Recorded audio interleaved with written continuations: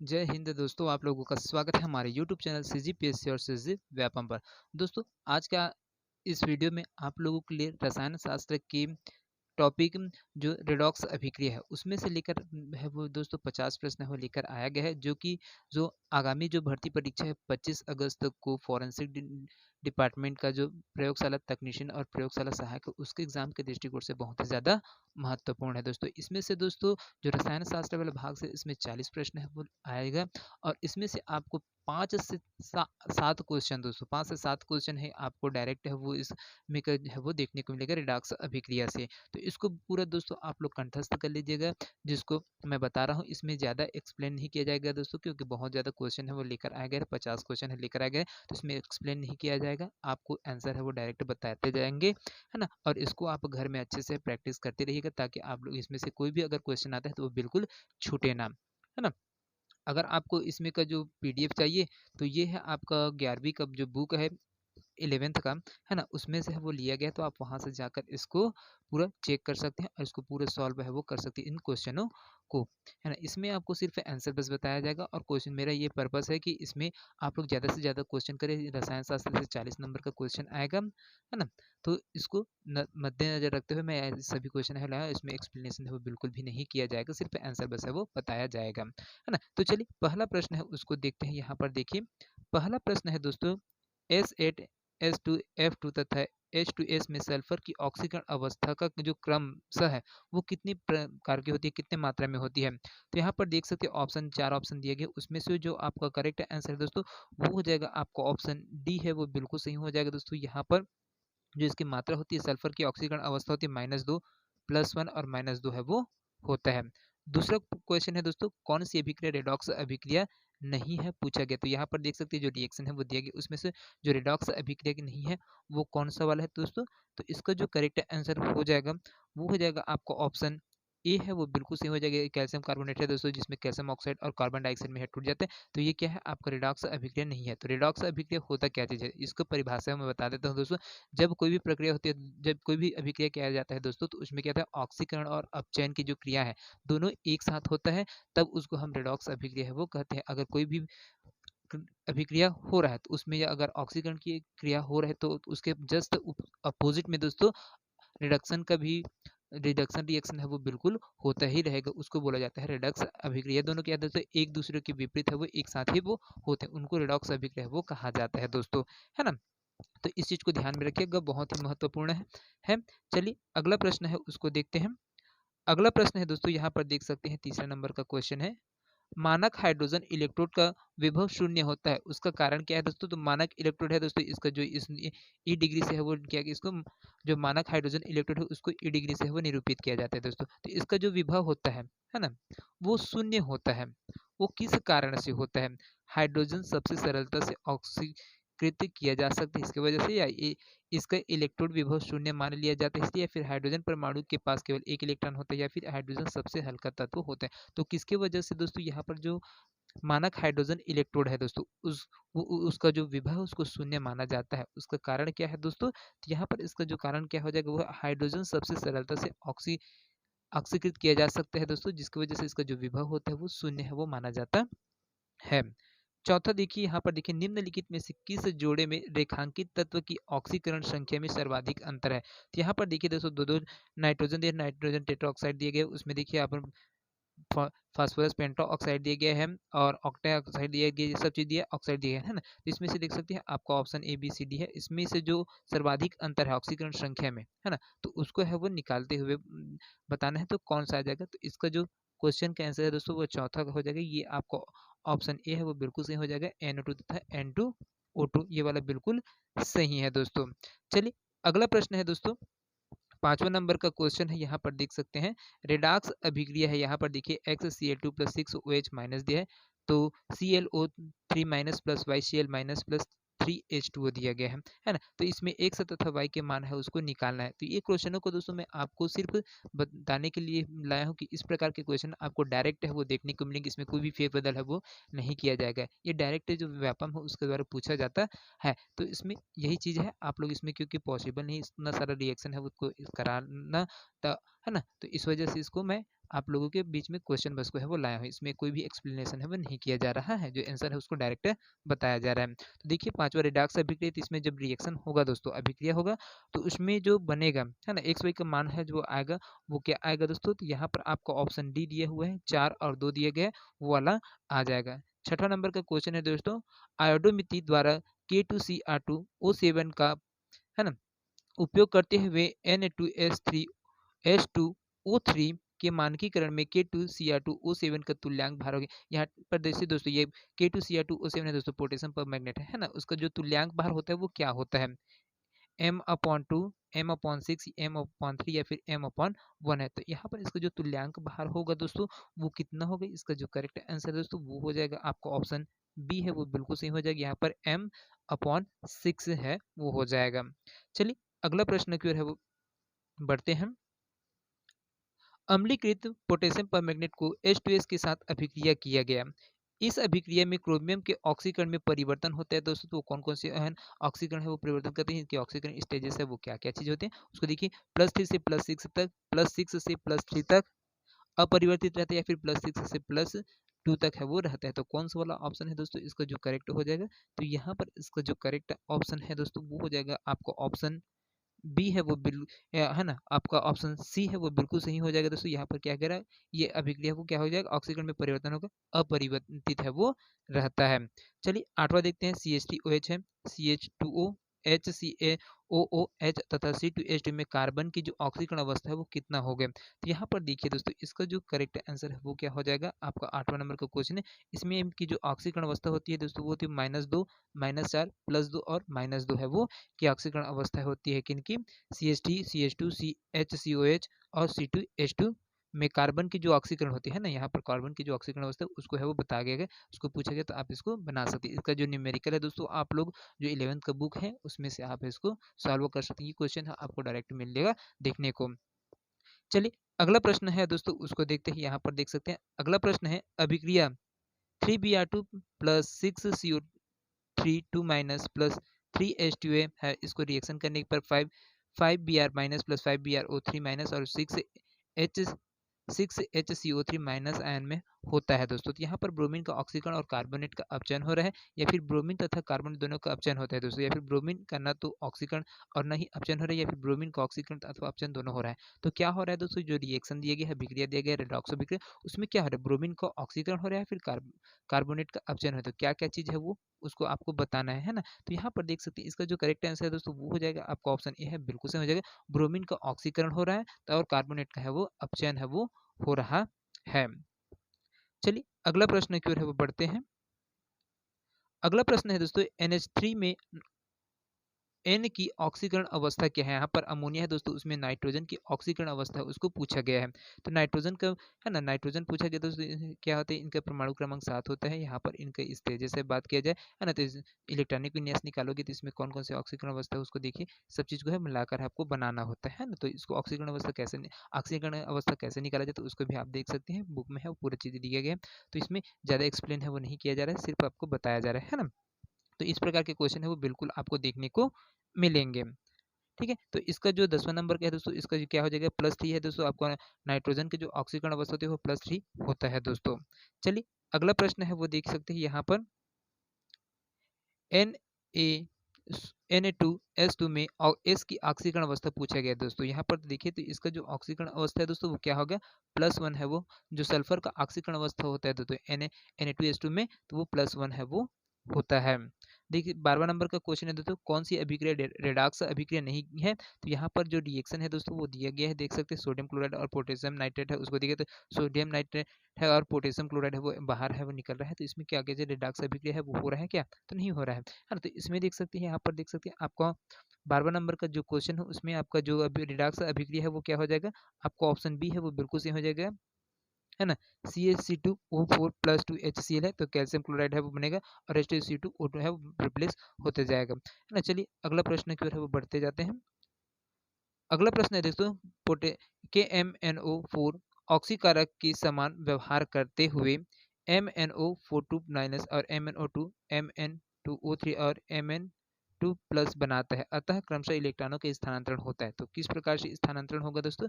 तो इसका जो करेक्ट आंसर हो जाएगा वो हो जाएगा आपका ऑप्शन डी है, वो बिल्कुल सही हो जाएगा। यहाँ पर 3 5 7 1 है वो आ जाएगा। 14 नंबर का क्वेश्चन है दोस्तों, अभिक्रिया दिया गया है यहाँ पर 2Fe3 एक्वस है और 3 है वो 2+ अवस्था में है, एक्वा अवस्था में। तो यहाँ पर देखिए 2Fe2+ एक्वा प्लस ए में ए होगा, तो इसका यहाँ पर ए में ए क्या हो गया दोस्तों यहाँ पर? तो इसका जो करेक्ट आंसर है दोस्तों वो हो जाएगा आपका ऑप्शन सी है, वो बिल्कुल सही हो जाएगा। 3 में 2+ आयन है वो प्रेजेंट्स रहेंगे, है ना। चलिए अगला प्रश्न है वो बढ़ते हैं। अगला प्रश्न है दोस्तों, Fe3O4 में Fe की जो आयरन की ऑक्सीकरण संख्या है वो क्या है दोस्तों? +2 है, +3 है, +8/3 है या फिर +2/3 है। तो यहाँ पर देखिए इसका जो करेक्ट आंसर है दोस्तों वो हो जाएगा आपका ऑप्शन बी है, वो बिल्कुल सही हो जाएगा दोस्तों, +3 है वो आएगा। चलिए अगला प्रश्न है उसको बारे में बात करते हैं। 16 नंबर का क्वेश्चन है, SO3 2- S2O4 2- प्लस तथा H2O6 2- में सल्फर की ऑक्सीकरण अवस्था का क्रम है वो किस प्रकार से है वो रहेगा दोस्तों? तो इसका जो क्रम है उसको आपको अरेंज करते हुए चलना है। देख सकते हैं ये जो 3 एलिमेंट है उसमें देखिए ऑक्सीकरण अवस्था किसका निकालना है? सल्फर का है वो निकालना है। तो इसका जो क्रम है उसको व्यवस्थित करते हुए जाना है। तो इसका जो करेक्ट आंसर हो जाएगा दोस्तों वो हो जाएगा आपका ऑप्शन ए है, वो बिल्कुल सही हो जाएगा, है ना। चलिए अगला प्रश्न की ओर बढ़ते हैं। अगला प्रश्न है, निम्नलिखित युग्म में से किस युग्म की धातुएं अपनी अधिकतम ऑक्सीकरण संख्या में है?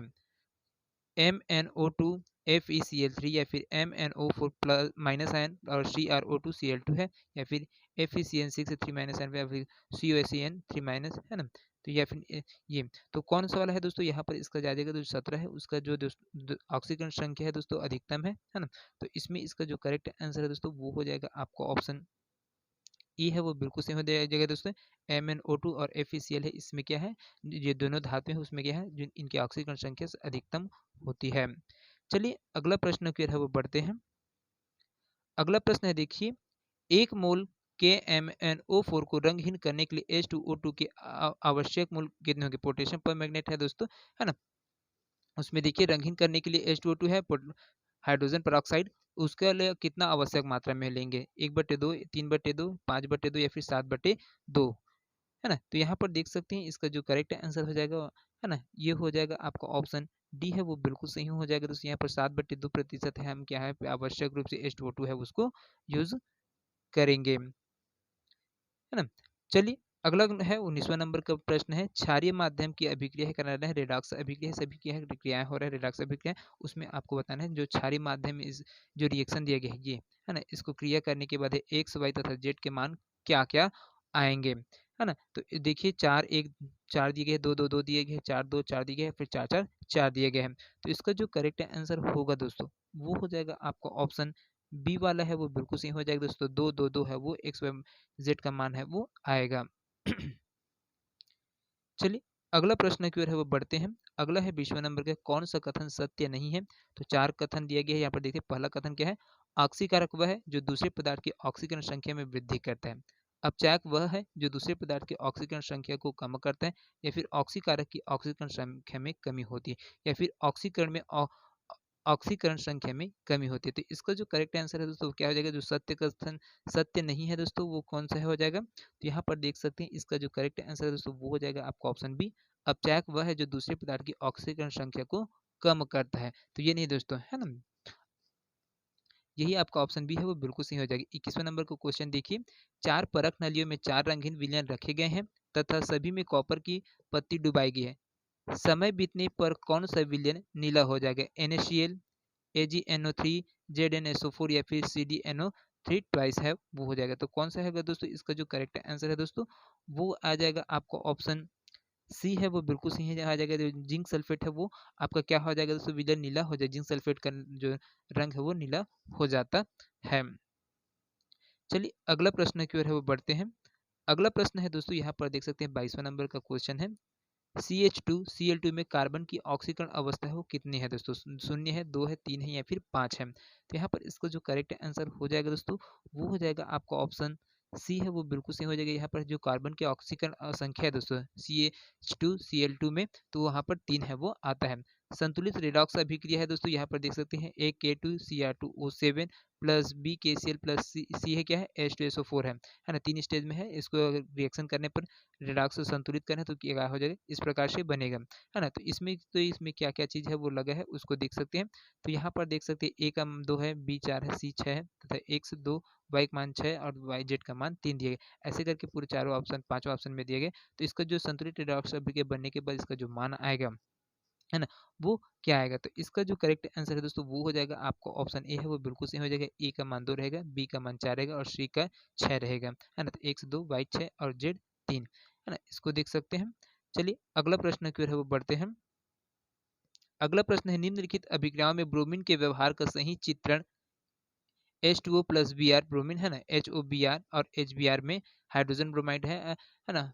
तो इसको देख सकते हैं यहाँ पर कौन सा केवल प्रोटॉनग्राही है या फिर ऑक्सीकृत तथा अपचयित दोनों है, केवल ऑक्सीकृत हो रहा है या फिर केवल अपचयित हो रहा है। तो यहाँ पर देखिए दोस्तों, सभी रिएक्शन में क्या है, अपचयन हो रहा है, फिर है ऑक्सीडेशन हो गया या फिर रिडक्शन है, वो प्रोसेस है वो होता है पूरे अभिक्रिया में। तो इस चीज को है वो आपको फॉलो अप करते जाना है और उसको चेक करते हुए जाना है। तो इस रिएक्शन के है उसको देख सकते हैं इसमें क्या की चीज हो रहा है दोस्तों, जो ब्रोमीन के व्यवहार का जो सही चित्रण है उसमें क्या चीज हो रहा है ना, इसमें क्या परिवर्तन हो रहा है। तो इसको देखिए आपको ऑप्शन सी है वो बिल्कुल सही हो जाएगा, केवल ऑक्सीकृत हो रहा है दोस्तों, ऑक्सीजन यहाँ पर अपचयन की क्रिया है वो नहीं हो रहा है ना। चलिए अगला प्रश्न की ओर है वो बढ़ते हैं। अगला है Cr2O7 2 plus ion plus X plus H plus Cr3 plus H2O plus X का ऑक्सीकृत उत्पाद में एक से नहीं होगा, क्या नहीं होगा दोस्तों। तो Cr2O4 2 plus ion, Fe2 plus ion या फिर SO4 2 माइनस आयन या फिर H2 माइनस आयन। तो यहाँ पर इसका जो करेक्ट आंसर है दोस्तों वो हो जाएगा आपका ऑप्शन ए है वो बिल्कुल सही हो जाएगी, यहाँ पर Cr2O4 2 माइनस आयन। 26वां नंबर का क्वेश्चन है, अम्लीय पोटेशियम डाइक्रोमेट तथा KI के मध्य होने वाले अभिक्रिया के उत्पाद में क्रोमियम की ऑक्सीकरण संख्या क्या होगी दोस्तों, +4 +6 +2 या फिर +3। तो यहाँ पर देख सकते हैं इसका जो ऑक्सीकरण संख्या उसको ज्ञात करना है, तो ये क्या हो जाएगा, यहाँ पर देख सकते हैं ना। 26वां नंबर का क्वेश्चन है, उसका आंसर क्या होगा दोस्तों। तो इसका जो आंसर हो जाएगा दोस्तों वो हो जाएगा आपका ऑप्शन बी है बिल्कुल सही हो जाएगा, +6। चलिए अगला प्रश्न है, इसको देखते हैं। क्षारीय माध्यम में 1 मोल KI द्वारा अपचयित हुए KMnO4 के मोल होंगे 1, 2, 5 या फिर 1/5। तो इसका जो करेक्ट आंसर है दोस्तों वो हो जाएगा आपका ऑप्शन सी है वो बिल्कुल सही हो जाएगा दोस्तों, यहाँ पर 5 है, इसका क्या हो जाएगा, करेक्ट हो जाएगा। देखिए संतुलित रेडॉक्स अभिक्रिया है IO3 minus plus A I minus plus B H plus, तो सी में है H2 और Di2 है। तो यहाँ पर तो ए बी सी डी क्रमशः होंगे, यहाँ पर क्या क्या चीज़ होंगे दोस्तों, यहाँ पर संतुलित अभिक्रिया इसमें कौन कौन सा मान है वो निकलेगा। तो इसका जो करेक्ट आंसर हो जाएगा वो हो जाएगा आपका ऑप्शन ए है वो बिल्कुल सही हो जाएगा, 5 6 3 3। चलिए दोस्तों अगला प्रश्न है, देख सकते हैं बहुत ही इंपॉर्टेंट प्रश्न है ना। इसको पूछा भी जा चुका है, इस प्रश्न को TX TY तथा TZ की यौगिकों वाले विलयन की थोड़ी थोड़ी मात्रा अलग अलग परख नली में डाला जाता है, जिसमें XYZ विलयन रखा है। TX इनमें से किसी के साथ क्रिया नहीं करता, TY दोनों X तथा Z से क्रिया करता है तथा TZ और TZ X से क्रिया करता है। X माइनस Y माइनस तथा Z माइनस ऋण आयनों का सरलता से ऑक्सीकरण का घटता क्रम क्या होगा, तो वो पूछा गया है। तो आप देख सकते हैं यहाँ पर, है ना, इसका जो करेक्ट आंसर है वो क्या हो जाएगा, वो हो जाएगा आपका ऑप्शन डी है वो बिल्कुल सही हो जाएगा। दोस्तों यहाँ पर X माइनस Z माइनस और Y माइनस ये ऋण आयनों की सरलता से ऑक्सीकरण का घटता क्रम है वो रहेगा। देख सकते हैं इलेक्ट्रोड में, है ना, यहाँ पर देखते हैं इलेक्ट्रोड मानक हाइड्रोजन विलयन है उसके देख सकते हैं यहाँ पर बहुत ही ज़्यादा क्वेश्चन है वो किया गया है। तो ई डिग्री Fe2 प्लस है, इसमें देखिए यहाँ पर उसका मान दिया गया है, इसमें से जो उनका EMF निकालना है, क्या निकालना है दोस्तों, EMF है वो निकालना, विद्युत वाहक बल है ना, विद्युत वाहक बल है उसको निकालना है आपको। तो यहाँ पर किस प्रकार से है, EMF बोलते हैं, इंग्लिश में EMF बोलते हैं और हिंदी में विद्युत वाहक बल है उसको निकालना है। तो यहाँ पर इसका जो मान है वो कितना आ जाएगा, यहाँ पर देख सकते हैं जो आयरन है ना, आयरन है फेरिक ऑक्साइड है, उसका जो फेरिक आयन है उसका मान कितना हो गया दोस्तों, यहाँ पर देख सकते हैं 0.11 वोल्ट, 0.13 0.330 वोल्ट या फिर 1.653 वोल्ट या फिर 1.212 वोल्ट है। तो यहाँ पर देख सकते हैं इसका जो करेक्ट आंसर हो जाएगा दोस्तों वो हो जाएगा आपका ऑप्शन बी है वो बिल्कुल सही हो जाएगा दोस्तों। 0.330 वोल्ट है वो आपका ईएमएफ है वो निकलेगा। एक विद्युत रासायनिक सेल के नीचे जो दर्शाया गया दोस्तों देख सकते हैं यहाँ पर ए नेगेटिव में है, A plus X M, B plus और वाई एम और बी प्लस दिखाया गया है ना। इसमें ईएमएफ की माप है वो इसको +0.0 वी मोल से है, वोल्टमीटर से है वो सेल अभिक्रिया है, करना है सेल अभिक्रिया होता है तो उसके हिसाब से आपको इसको निकालते हुए चलना है दोस्तों। यहाँ पर देख सकते हैं ना जो आपको निकालना होता है मानक इलेक्ट्रोड विभव है, ये सब चीज़ है मानक। तो जो भी है आपका रासायनिक विद्युत श्रेणी है होता है विद्युत रासायनिक श्रेणी, तो उसमें आपका सबका मान है वो उसको ध्यान में रखना रहता है। साथ में आपका जो है ना पूरा ज्ञात करना पड़ेगा दोस्तों। यहाँ पर जो आपका धन आयन में है कि माइनस आयन में, इसको सब सॉल्व करने पर है आप इसका रिएक्शन है उसको बता पाएंगे, है ना। तो देख सकते हैं यहाँ पर रिएक्शन है वो भी दिया गया है। तो इसका जो करेक्ट आंसर हो जाएगा दोस्तों वो क्या हो जाएगा आपका ऑप्शन ए है वो बिल्कुल सही हो जाएगा। ए प्लस बी प्लस और ए प्लस प्लस बी ये वाला है वो बिल्कुल सही हो जाएगा।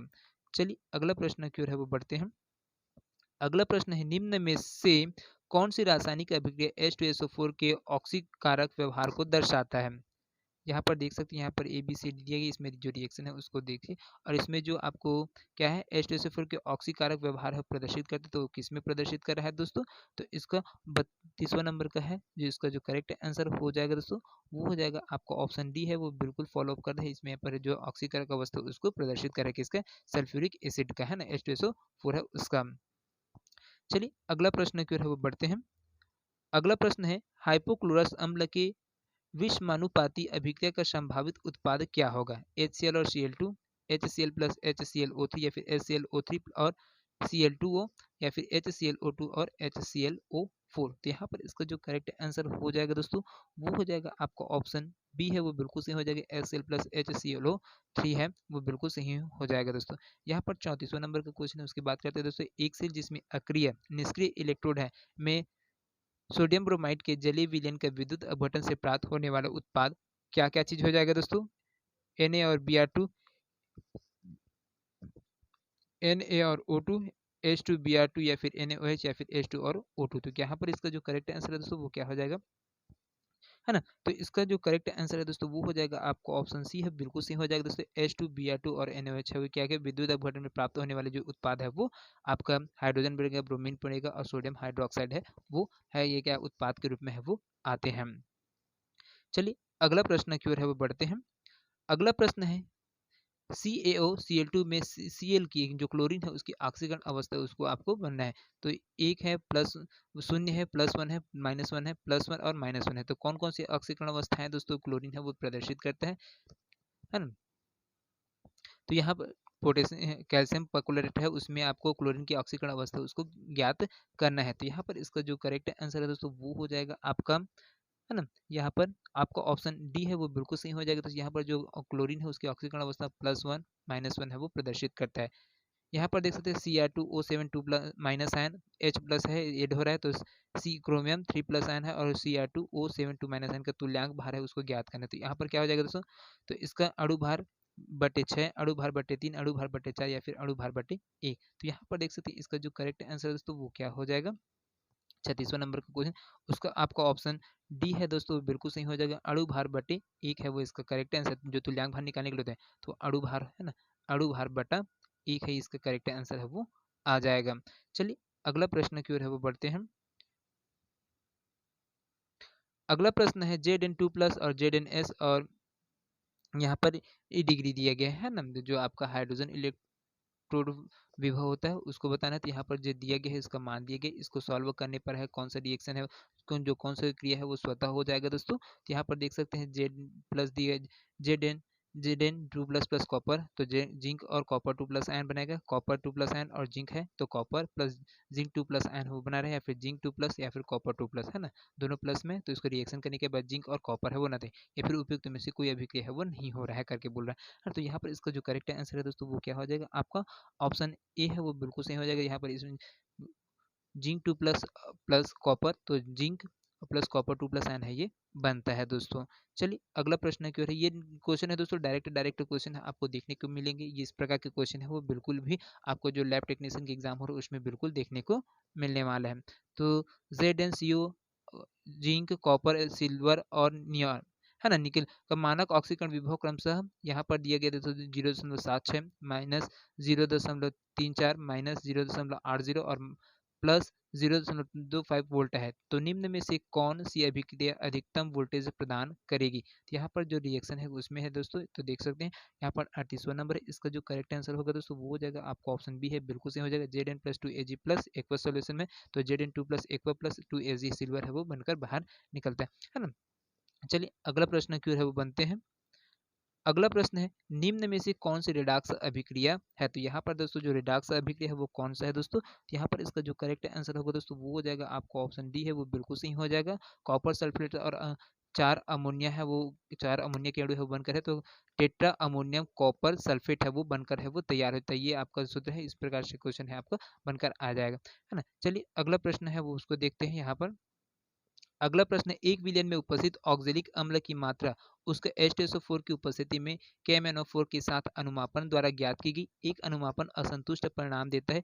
यदि HCl की उपस्थिति में किया जाए तो क्या HCl क्या गया, जब टाइट्रेशन किया जाता है दोस्तों, अनुमापन विधि है ना, टाइट्रेशन किया जाता है तो उसमें आपके सल्फ्यूरिक एसिड है की उपस्थिति में पोटेशियम परमैंगनेट है, उसे है आपको टाइट्रेशन करना है, तब यहाँ पर वो जो रिजल्ट निकलता है वो संतुष्टदायक है, वो नहीं रहता है ना। तो उसको आप कौन से के ऑक्जेलिक अम्ल को कार्बन डाइऑक्साइड और जल में ऑक्सीकृत कर देती है, या फिर ऑक्जेलिक अम्ल द्वारा क्लोरीन में ऑक्सीकृत हो जाती है, या फिर ऑक्जेलिक अम्ल के मिलाने पर आने वाले H+आयन को समाप्त कर देती है, फिर पर मैग्नेट को मैग्नीशियम 2+आयन में अपचयित कर देता है। तो यहाँ पर कौन सा वाला है दोस्तों स्टेटमेंट है वो बिल्कुल सही हो जाएगा। तो यहाँ पर देख सकते हैं इसका जो करेक्ट आंसर होगा दोस्तों वो हो जाएगा आपका ऑप्शन डी है, वो बिल्कुल सही हो जाएगा। पर मैग्नेट को Mn प्लस है 2+ में क्या करते हैं, अपचयित है वो कर देता है ना। चलिए अगला प्रश्न की ओर वो बढ़ते हैं। अगला प्रश्न है अम्लीय माध्यम में 1 मोल फेरस ऑक्जेलेट को पूर्णतः ऑक्सीकृत करने के लिए आवश्यक MnO4 माइनस मोलों की संख्या कितनी होती है? 7.5 मोल होते हैं, 0.2 मोल होता है, या फिर 0.6 मोल होता है, या फिर 0.4 मोल है वो होता है। तो इसका जो करेक्ट आंसर होगा दोस्तों वो हो जाएगा आपका ऑप्शन बी है, बिल्कुल सही हो जाएगा, 0.2 मोल है वो होता है। चलिए अगला प्रश्न है वो देखते हैं। 25 डिग्री सेंटीग्रेड पर एक गैस एक वायुमंडलीय दाब पर एक मॉलिक्यूल है ना वाई माइनस है तथा एक मॉलिक्यूल जेड है माइनस एन के मिश्रण के विलयन में बुलबुले के रूप में निकलती है। यदि अपचन विभव जेड बाई एक्स में हो तो क्या हो गया दोस्तों यहाँ पर? तो देख सकते हैं इसका जो करेक्ट आंसर आ जाएगा दोस्तों वो हो जाएगा आपका ऑप्शन डी है, वो आ जाएगा वाई एक्स तथा जेड दोनों को अपचयित करेगा दोस्तों। यहाँ पर ऑप्शन डी देखते हैं, वाई एक्स तथा जेड दोनों को क्या करेगा, अपचयित करेगी। चलिए अगला प्रश्न की ओर है वो बढ़ते हैं। अगला प्रश्न है निम्न में से किस अभिक्रिया में संयोजकता में कोई परिवर्तन नहीं होगा दोस्तों? यहाँ पर SO2 प्लस 2H तो 2H2 प्लस 3S बनकर निकल रहा है, 2Na है और O2 है तो 2Na2O2 बना रहा है, और Na2O2 है तो H2SO4 से क्रिया करते हैं, सोडियम सल्फेट और H2SO है वो बना रहा है, और 4KClO3 है और तो 3KClO4 बना रहा है, KCl है पोटेशियम क्लोराइड है वो बाहर निकल रहा है। तो यहाँ पर कौन सा दोस्तों क्या होगा जो संयोजकता में कोई परिवर्तन नहीं होगा, तो वो कौन सा अभिक्रिया है? तो वो देख सकते हैं इसका जो करेक्ट आंसर हो जाएगा दोस्तों वो हो जाएगा आपका ऑप्शन सी है, वो बिल्कुल सही हो जाएगा, है ना। Na2O2 प्लस H2SO4 है तो Na2SO4 बना रहा है और H2O2 है उसको बाहर निकल रहा है ना। यहाँ पर कोई परिवर्तन है वो नहीं होगा। चलिए अगला प्रश्न की ओर है वो बढ़ते हैं। यहाँ पर अगला प्रश्न है दोस्तों रिडॉक्स अभिक्रिया में दिया गया है, तो KMnO4 प्लस 3NH3 है ना। तो यहाँ पर YKNO3 plus MnO2 plus KOH plus H2 है। तो यहाँ पर क्या क्या जो उसका मान है वो आएगा, एक्स और वाई का मान क्या आएगा दोस्तों? तो इसका जो करेक्ट आंसर है दोस्तों वो हो जाएगा आपका, है ना, आपका सी है वो बिल्कुल सही हो जाएगा। तो यहाँ पर एक्स का मान 8 आएगा और वाई का मान है वो 6 आएगा। चलिए अगला प्रश्न की ओर है वो बढ़ते हैं। अगला प्रश्न है अम्लीय माध्यम में फेरस अमोनियम सल्फेट का फेरिक सल्फेट के ऑक्सीकरण के लिए सेरिक अमोनियम सल्फेट तथा पोटेशियम परमैंगनेट का उपयोग ऑक्सीकारक के रूप में किया जाता है। फेरस अमोनियम सल्फेट के प्रति मोल के लिए आवश्यक सेरिक अमोनियम सल्फेट के मोलों की संख्या तथा KMnO4 के मोलों की संख्या का अनुपात क्या होगा? 5.0, 0.2, 0.6 या फिर 2.0। तो यहाँ पर इसका जो करेक्ट आंसर है दोस्तों वो क्या हो जाएगा? आपका ऑप्शन बी है वो बिल्कुल सही हो जाएगा दोस्तों, यहाँ पर है ना 0.2% है वो आएगा। यहाँ पर अगला क्वेश्चन है दोस्तों 46वां नंबर का क्वेश्चन है,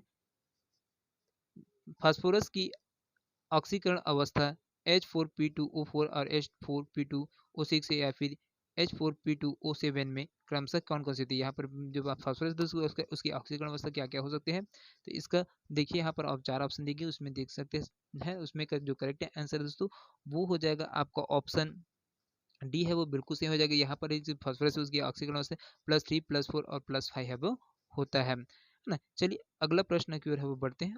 अगला प्रश्न है देखिए, यौगिकों में नाइट्रोजन के ऑक्सीकरण अवस्था का घटता क्रम कौन कौन सा है दोस्तों। यहाँ पर देख सकते हैं, यहाँ पर ऑप्शन HNO3NO NH4Cl और N2 दिए गए हैं, HNO3NO N2 NH4Cl दिए गए और HNO3 NH4Cl NO2 और N2 दिए गए, और डी में दिया है NO HNO3 NH4Cl और N2 दिया गया है दोस्तों। तो यहाँ पर इनका जो क्या है ऑक्सीकरण अवस्था का जो घटता क्रम है वो कौन सा वाला हो जाएगा, तो यहाँ पर देख सकते हैं इसका जो करेक्ट ऑप्शन होगा दोस्तों वो हो जाएगा आपका option B HNO3 NO N2 और NH4Cl ही इसका ऑक्सीकरण अवस्था का घटता क्रम है।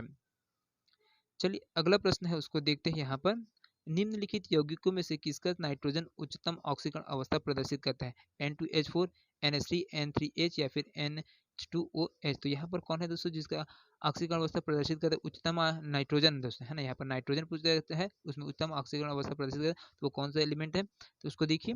तो इसका जो करेक्ट आंसर होगा दोस्तों वो हो जाएगा आपका ऑप्शन 3 है N3H है वो आ जाएगा।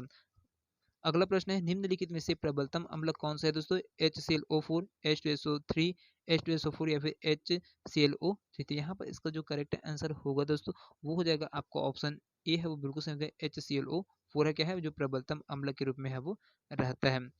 अगला क्वेश्चन है दोस्तों, यहाँ पर देख सकते हैं लास्ट क्वेश्चन है 50वां नंबर का क्वेश्चन देख सकते हैं, अम्लीय माध्यम में H2O2 Cr2O7 2- को CrO5 में बदलता है जिसमें ऑक्सीजन ऑक्सीजन बंध होता है, तो क्रोमियम CrO5 में ऑक्सीकरण अवस्था क्या है, तो यहाँ पर क्रोमियम की ऑक्सीकरण अवस्था निकालना है दोस्तों किसमें, तो क्रोमियम पेंटाऑक्साइड में है वो निकालना है। तो यहाँ पर कितना आ जाएगा दोस्तों 5 3 10 -10 या फिर +6। तो यहाँ पर क्या आ जाएगा दोस्तों, इसका जो करेक्ट आंसर है दोस्तों वो हो जाएगा आपका ऑप्शन सी है वो बिल्कुल सही हो जाएगा +6। तो दोस्तों ये क्वेश्चन आप लोगों को कैसा लगा हमें कमेंट करके बताइए। इसमें जो जितना भी क्वेश्चन है दोस्तों आपको रट लीजिएगा, इसमें का 5 से 7 क्वेश्चन आपको डायरेक्ट क्वेश्चन देखने को मिलेंगे। तो मिलते हैं अगले वीडियो में, तब तक के लिए जय Hind, thank you so much दोस्तों।